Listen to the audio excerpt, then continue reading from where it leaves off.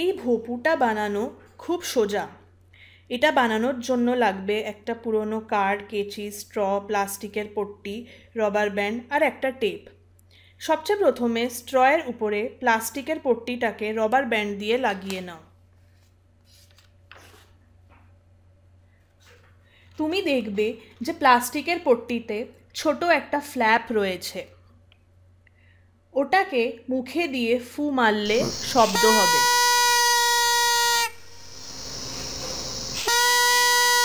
অন্য দিক দিয়ে তুমি নিঃশ্বাসও নিতে পারো।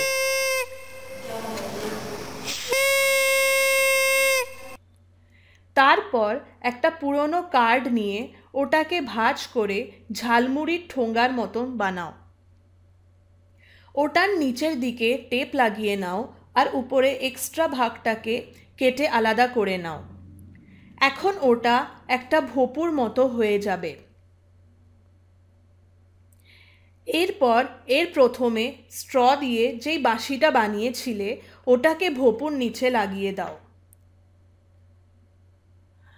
ভোপু তৈরি। এবার ফ্ল্যাপের দিকে মুখটা লাগিয়ে ফু দাও।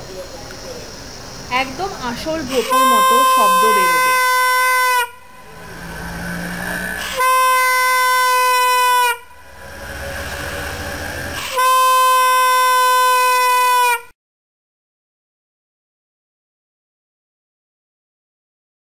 Huh.